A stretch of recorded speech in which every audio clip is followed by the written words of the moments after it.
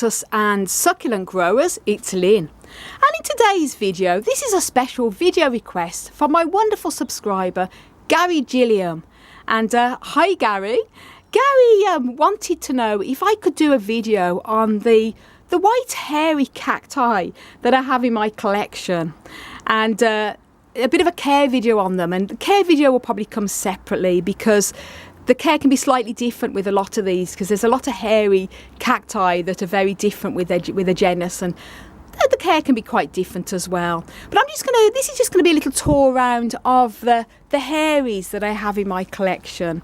And I've also made a video on why do cacti have hair and why some cacti are bare. And do check that video out if you haven't watched it already. I explain in detail why cacti have hair and not all do. A link to that video will be up above and also down below in the video description. So first of all, I'm going to show you the gorgeous hairies in my collection. And I'm going to start off here with some of my mammillarias. And this one here is a mammillaria I don't have the ID for, but it does have little pink flowers going all the way around. A lovely white hairy variety there, very stunning, very beautiful. And then this one here is my mammillaria boccasana, and it's only recently stopped flowering. It's been flowering from the spring all the way through and up until recently. It's got one of the little hooked spines, so it's one you wouldn't really want to stroke, even though it looks very furry. Lots of white fluffy hair on that stunner, absolutely gorgeous. And then here is this is a mammillaria, plumosa, and this also is not necessarily, it's sort of hairy, but it's one that is really more feathery. But I wanted to include it because it is quite sort of soft and furry too. Very beautiful because all the little spines, the little feathery fluffy spines are sort of arranged in a lovely pattern. And that sadly, this had a spider mite last summer because we had a very hot summer and it was a nightmare with the spider mites. But I've treated it with neem oil and regular rubbing alcohol and it's recovering. This is all the new growth coming through, cracking through there, as you can see. This one is normally a bit of a winter bloomer. Yeah, sometimes I find I come into the polytunnel in the winter time and I'll see little tiny white flowers on this one. So although I keep this totally dry over the winter, it is one that if you grow indoors, you will probably need to give a slight bit of water to in the winter time because it is a winter flowering one, or not necessarily a winter growing one though. But I say I keep this dry because I have to have it into the polytunnel.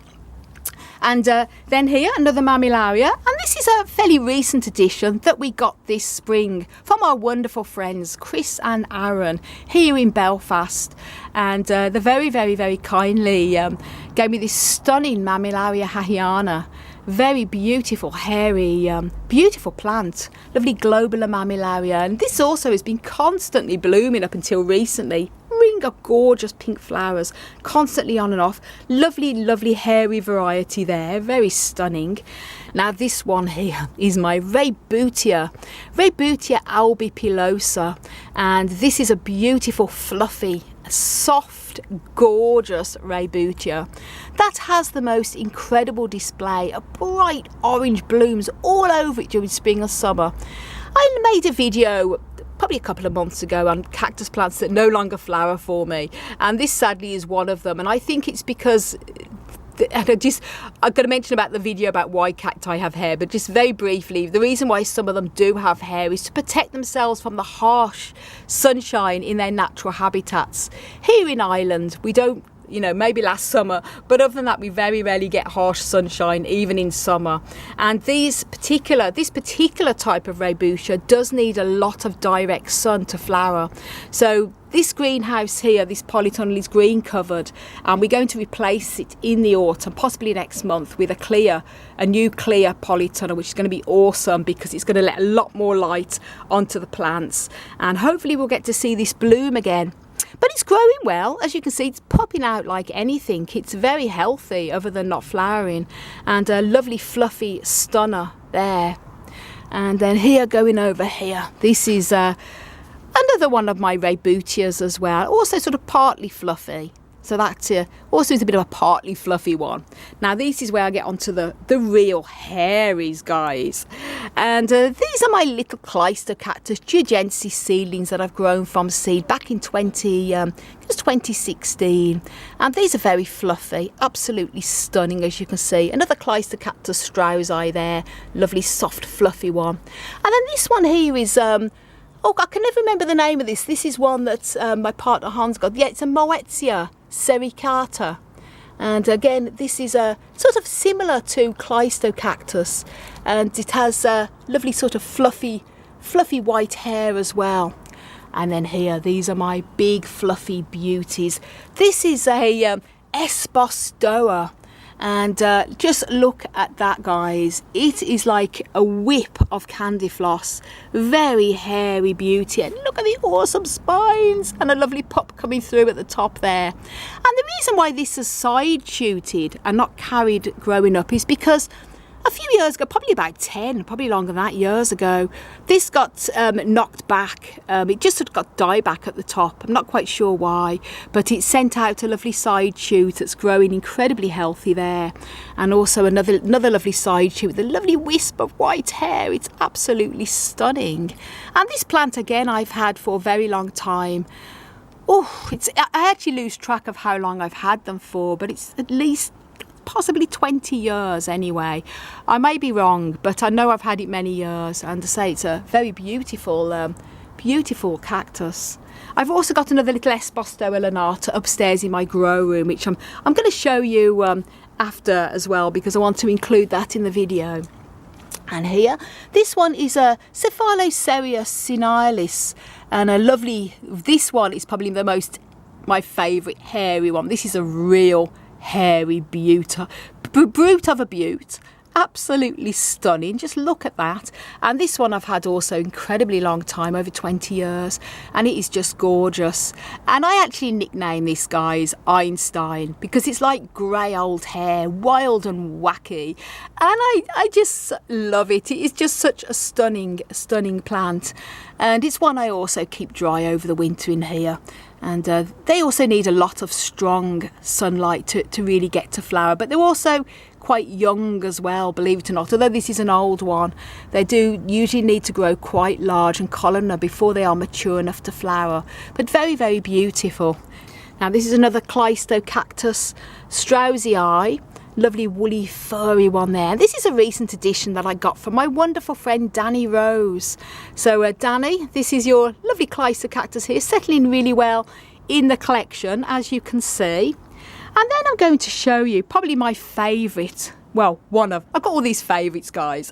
One of my favourite furry woolies, and that is the monkey tail cactus. Commonly, it's actually called Cactus colodimonsis. It's more commonly known as the monkey's tail, because the way it hangs, I sort of like to think of it as a bit of a furry, hairy tarantula. And it's been recently blooming with the most incredible flowers, and I put a video up probably a couple of days ago on the buds to blooms of this stunner. So if you want to see what this gorgeous fluffy hairy monkey cactus looks like in bloom, do check out that video. I'll link that up above and also down below in the video description. I've also made a care video on how to care for this gorgeous hairy beaut, so do check that out as well. That video will also be up above and down below, and it is just absolutely stunning. And happy to say there's more buds coming on it as well. It's absolutely beautiful. I have it in a hanging basket, and it is one of those cactus plants that is breathtaking. When people come to visit us, even if they're not into cacti, and I always like to show them the polytunnel, oh, come and have a look at our collection and all that, I'm so proud of it. And they often say, oh, I'm not into cacti. But they see this plant and they just go, wow, what is that? That's gorgeous. So it is a very beautiful, beautiful cactus. Very stunning. So that is a lovely, fluffy, hairy beaut. This is another little Cactus monkey's tail that I've grown from seed a few years ago, and that's just sort of one big tail with new little ones coming through there. Another little gorgeous furry stunner. And then these are sort of hairy, but not overly hairy. These are seedlings of Parodia hasselbergi. And these are gorgeous as well. All that are grown from seed. Lovely little woolly little buttes. I've also got a couple of opuntias that are also woolly as well. You wouldn't normally think of opuntias as being hairy and woolly, commonly known as the prickly pear, but I do have a couple here that are lovely and sort of woolly, but they're not ones you'd want to stroke. This is a opuntia polycantha, and this is one that I think I'd grown from seed a few years ago, and it is sort of very glow-kiddy, but it's also very hairy as well. And this white powder there, it's not mealybugs, although these are always coming down with mealybug, which is why the white powder on there is actually diatomaceous earth. I sprinkle it with them because it helps to keep down any mealybugs as a bit of protection there. So that's a lovely sort of furry one too. And then this one is Opuntia hystricenia hybrid, and again it is sort of partly furry as well, and it's very spiny also, and one you wouldn't want to get too close to, but that also is quite hairy as well. Another Opuntia polycantha as well, another one I grown from seed. They're still, I think I sowed these actually at the same time, but look at the difference in the size of them. I think it may have been about 3 or 4 years ago. Again, they sort of get a bit more white, fluffier and hairier as they mature. Now this is my Parodia Rubra Orange Flame. Has a gorgeous vibranty yellow flowers with a lovely deep orange going around them. And again, this one is sort of fluffy. It's mainly all just little spines, little hairs all wrapped around, almost whipped. A lovely golden colour. Absolutely stunning. Another lovely fluffy one there. And this is another Espostoa. This is an Espostoa lanata, one of our smaller ones. And this is still a youngish plant, probably had it for about 3 or 4 years now. And it got a bit of dieback at the top. I think maybe had a bit of spider mite, I'm not sure. But these are the two little new growths coming from the top, little fluffy growths. So awesome to see. I have to say, gorgeous cactus again. Now here I am in my white greenhouse here, and first of all I'm going to start off with this lovely hairy monster of a cactus. This is my Pilosocereus pachyclaudus, and just look how gorgeously woolly and hairy this big stunner is. And the reason why this is so hairy at the top and not the rest of the plant is because when these Pilosocereus mature, they grow a cephalium, which is like a load of woolly hair, and this is where the flowers emerge from. And this beauty here flowers for me every summer without fail. It's an absolute stunner, and I often get flowers even into the autumn as well, into the October time, until we bring this into overwinter, because Pilosocereus are not cold hardy, so they do have to be overwintered at a minimum of 50°F, 10 Celsius. So this one is one that comes indoors. And it's just lovely to see all the woolly hair on this stunner. And as I say, it produces the most gorgeous of flowers in the spring, summer, and into the very early fall as well. Very beautiful flowers, as you can see here. Absolutely gorgeous. But they only develop this hair as they mature. However, saying that, I'll show you some of my other Pilosocereus here. Now, obviously these ones are just lovely blue columnars, no hairs on them. But some Pilosocereus, again, as they mature here. This is Pilosocereus azareus, and it's also growing this wispy, sort of like cottony appearance at the top there, the lovely white wool. Absolutely stunning. So some of these Pilosocereus will produce this usually as they mature, and depending on the variety of species of Pilosocereus that you're growing, some will be more hairier than others. For example, this one here does not have any hairs, but it's also Pilosocereus. So that's them. And then here I've got some Oreocereuses. I've got Oreocereus trolli and Oreocereus celsianus. And this one here is a gorgeous, woolly, hairy stunner. And I'll just show you, it's very old, sort of woody at the base. And this one is actually one that belongs to my partner Hans. He actually bought this over from when he lived in Sweden. He's been growing this plant now for possibly over 20 years. He used to have it on his windowsill in his apartment when he lived in Sweden. So it's a very beautiful old plant. And look at the white woolly hair. It's just stunning. Gorgeous Oreocereus there. And I'll just show you close up. It has the lovely sort of orange spines, which is common to see with Oreocereus. Very stunning against the white woolly hair. It's just gorgeous. And then here is one of my Oreoceriuses as well. This is an Oreocereus Trolley. And again, look at the white woolly hair and gorgeous orange, deep orange spines, very stunning. And this brown on here, it's nothing wrong with this cactus. It's just natural corking. Obviously with different climates, and that I have this plant overwintered in the polytunnel for the winter months because it's cold hardy as long as it's kept completely dry over the winter months. And obviously with like last year we had a heat wave, and then this year's been very wet summer.